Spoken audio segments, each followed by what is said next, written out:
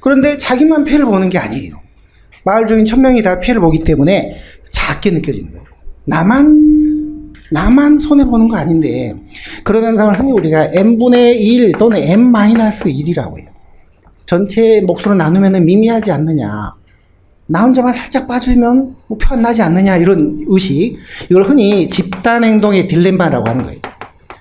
집단행동의 딜레마. 단체 생활을 할 때 전체적으로는 피해가 되는데도 자기 이득을 위해서는 그걸 참지 못하고 막 경쟁적으로 하는 행위, 그게 집단행동의 딜레마인데요. 비용, 손실은 분산돼서 작게 느껴지고, 편익은 나 혼자만 살짝 풀을 뜯어먹게 하면, 우리 말만 풀을 뜯어먹게 하면 나만 좀 이득을 보니까 그게 되게 크게 느껴지는 거예요. 항상 비용이든 편익이든 분산되면 작게 느껴져서 이게 사일런트 머저리티가 돼요. 소수에게 집중되잖아요. 비용이든 편익이든. 그럼 이게 집중이 되면 굉장히 액티브한 마이너리티가 되는 거예요. 이게 정치학에서 말하는 액티브 마이너리티, 사일런트 머저리티 논리예요. 행정학에서 이 말이 많이 나오거든요. 그러니까 이건 이해를 지금 하셔야 됩니다. 다시 말씀드릴게요. 목초지가 항폐해도 내가 입게 되는 손실을 마을 주민 1000명으로 나누면 미미하지 않느냐. 나만 손해보는 거 아닌데, 그런 거 손해, 비용을 작게 느끼는 거예요. 조용한 거예요. 별로 민감하지 못하고. 우리 학생만 수강료를 내고 나머지 499명은 다 공짜로 들어라. 그러면 이 학생은 죽으려고 하는 거예요. 왜 나만 돈을 내? 이 비용이, 수강료가 엄청나게 크게 느껴져요. 액티브 마이너리. 그러면 이 학생은 가만히 있지 않는 거예요. 항의하고 저를 고발하고 아주 난리를 칠 거예요. 액티브 마이너리티. 499명은 다 강의료를 무료로 해주니까 조용한 거예요. 나만 이득 보는 거 아닌데, 나만 공짜 아닌데 작게 느껴지는 거예요. 사일런트 머저리, 바보가 아니고 사일런트 대다수, 침묵적 다수, 활동적 소수라는 논리가 거기서 나옵니다. 비용이든 편익이든 소수에게 집중이 되면 크게 느껴지는 거기에. 그래서 아주 액티브해지게 되는 거예요. 그 다음에 분산되며, 다수에게 분산되면 작게 느껴져서 인액티브, 사일런트지. 그래서 액티브 마이너리티, 사일런트 머저리티, 이런 논리가 나오거든요. 그것 때문에 이게 생기는 거예요. 비용은 분산돼서 작게 느껴지고, 목초지 황폐도 나하고 상관없어, 이런 생각을 하는 거예요. 나만 이득 보면 되지. 양심적인 행위를 못하는 거예요. 경쟁적으로 막 풀을 뜯어먹게 하는 거예요. 아무도 낭독을 못하게 하게 되면 그게 바로 비극이 생기는 거예요. 비극이 발생하는 논리는 꼭 아셔야 됩니다. 요거요. 이게 부정적 외부 효과를 유발하게 되고, 이게 모여서 공유제의 비극이 발생한다. 그런데요, 하딘이 그런 얘기를 했거든요. 하딘이. 자, 그 밑에 동그라미 3번에 보시면 이 비극을 해결하는 방안 얘기가 나오는데요. 그건 앞쪽으로 가볼게요. 자, 10쪽으로 한번 가볼게요. 다시. 한가운데 포인트를 한번 볼게요. 한가운데 포인트. 이 비극을 어떻게 해결할 것이냐. 하딘만 해도 이 사람은 시장주의자였기 때문에 이게 공유 상태가 아니라면 아껴 쓸 거 아니냐. 공유 상태가 아니라면. 그러니까 목초지를 잘라서 개인 사유화를 시켜주면 아껴서 관리도 하고 이렇게 할 거 아니냐. 시장 원리에 따라서 소유권을 명확하게 해주는 그 방식이 해결 방안이다. 처음에 그렇게 얘기를 했거든요. 근데 이제 그게 통하지 않았어요. 그래서 행정국가가 되면서는 행정국가 때는 정부가 모든 걸 나서서 규제해서 해결하려고 했으니까 낚시 면허제, 어적자원 할당제, 방모 허가제, 이렇게 정부가 자꾸 규제를 해서 이걸 해결하려고 했어요. 행정국가 때는. 그러다가 최근에 신행정국, 현대 시민사회가 바로 시민사회가 함께 문제를 해결하는 신행정국가를 말합니다. 신행정국가. 맨 꼭대기는 고전적 시각은 근대 입법국가예요. 시장 논리에 따르는 근대 입법국가. 그 다음에 행정국가는 말 그대로 행정국가. 그 다음에 현대 시민사회는 신행정국가. 시민들이 서로 함께 힘을 합쳐서 함께 해결을 하는. 거기서는 어떻게 해결해야 되냐면, 이거는 정부가 나설 문제도 아니고 소유권을 명확하게 할 그런 것도 아니에요. 우주자원 같은 거 어떻게 명확하게 할 거예요? 안 돼. 이거는 구성원들이 스스로 이게 공멸했을 때 있게 될 손실을 스스로 자각을 하고 자발적인 합의나 룰을 만들어서 스스로 보존해 나가지 않으면 안 되는데, 요즘은 다행히도 그런 현상이 발견되고 있다. 세계 도처에서. 더 이상 비극은 안 생기고 있다. 그래서 그 사례를, 세계 도처를 돌아다니면서 사례를 수집해서 발표를 했어요. 누가 했냐? 엘리너 오스트롬이라는 학자가 있습니다. 이 사람은 좀 아셔야 돼요. 엘리너 오스트롬. 스위스 같은 이런 경우는 어떻게 했냐면 안시월 제도를 운영했어요. 구성원들이 11월 달에는 풀을 뜯어먹게 하지 말자. 그 다음 해에 풀이 안 나니까 안시월.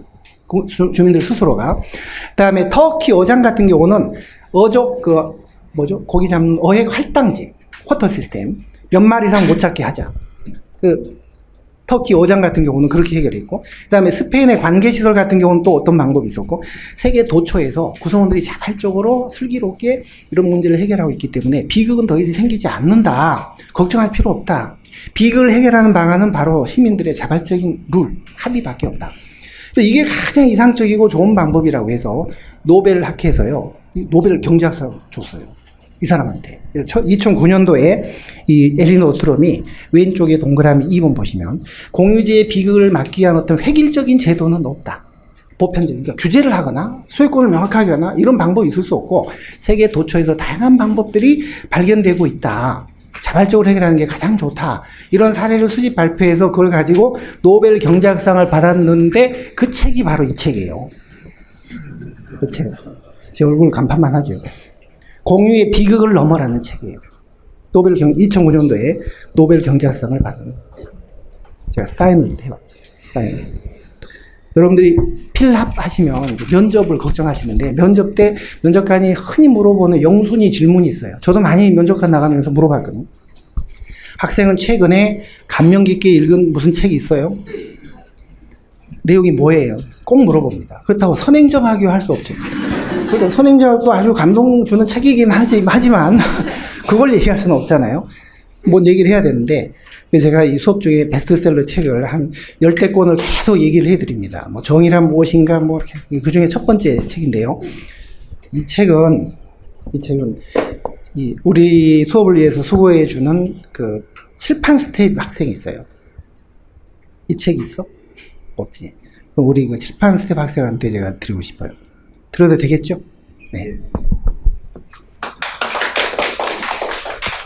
자, 그래서 엘리너 오스트롬이 공유의 비극이라는 책을 발표하면서 이제는 자발적인 합의로 해결하는 게 가장 좋고 그 방법은 다양할 수 있다. 보편적인 법칙, 획일적인 방법은 없다. 이런 주장을 했어요. 자, 그래서 정리하면 경합성을 띠느냐, 띠지 않느냐, 배성을 띠느냐, 띠지 않느냐에 따라 재화가 이렇게 네 가지로 나눠지는데 요거 자체는 암기를 하셔야 되겠죠. 둘 다 안 띠면 공공재, 원칙적으로 정부가 공급한다. 둘 다 띠면 사적재, 시장이 공급한다. 그 다음에 공유재는 배제성은 안 띠지만 경합성은 띠니까 이 고갈이 되는 거예요. 고갈, 공유재. 그 다음에 유료재는 경합성은 띠지 않는데 상당히 무한한 양으로 공급되기 때문에 근데 돈을 내고 이용해야 돼요. 그게 바로 도로, 유료 고속도로, 통신, 유선 TV 이런 것들이에요. 그게 유료재입니다. 요금제라고 돼요. 요금제. 요거는 자유재라고 돼요. 자유롭게 이용을 한다. 자유재. 이거는 시장재, 사적재, 민간재. 이거는 집합재, 공공재 이렇게 표현을 합니다. 근데 이제 이게 조금 더 깊이 들어가면 그쪽에 있는 그 포인트표 이거를 나중에 심화나 이제 기출 때는 조금 더 들어가긴 해야 돼요. 근데 처음에는 너무 들어가실 필요. 한 가지 사례만 말씀드리면 오른쪽에 공유재에 뭐가 있냐면 국공립 경기장, 국공립 도서관 이런 게 있어요. 국공립 공원 이런 거. 국공립은 무료잖아요. 무료. 국공립 도서관 무료니까 배제성을 띠지 않습니다. 근데 도서관이 없어져 버리나요? 경쟁 이용자가 많아지면 도서관이 없어져 버리나요? 근데 왜 경합성은 뛸까요? 국공립 도서관에서 무슨 비극이 생길까요? 비극은 꼭 없어진다 이런 뜻보다는 아무도 이용하게 되지 못하는 그런 황폐화, 훼손, 장서 훼손을 말하는. 우리나라에서도요, 국공립 도서관의 책장이 1년에 30만 권이 훼손이 된대요. 정부가 예산 들여가지고 정부하고 지자체가 돈을 엄청나게 들여서 30만 권씩을 매년 책을 교체한대요. 왜냐하면 책장을 공짜니까 뜯어가는. 그러면 이제 나중에 아무도 그 책을 못 보게 되잖아요. 그런 게 바로 비극이에요. 국공립. 국공립은 공짜니까 배제성은 안 띄지만 이게 훼손이 되거나 오염되거나 고갈이 되거나 이럴 수가 있는 거예요. 그게 대부분. 국공립은 그런 거예요. 왼쪽에 보시면 대각선에 그냥 공원 같은 게 있어요. 공원. 그럼 국공립 공원은 뭐고 이 공원은 뭐예요? 이 공원은 국공립이 아니라 돈 내고 들어가는 놀이시설 같은 거 말이에요. 롯데월드 이런 거, 저기 서울랜드 이런 거. 그게 공원이에요, 여기서는.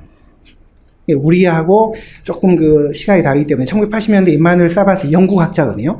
이 사람이 자기네 상황을 전제로 얘기를 한 거기 때문에 우리하고 딱 안 맞을 수 있으니까 너무 여기서 거부감을 갖지 마시고 뭐 이만을 써봤을까 그때 당시 상황을 기준으로 이렇게 얘기했나 보다 생각.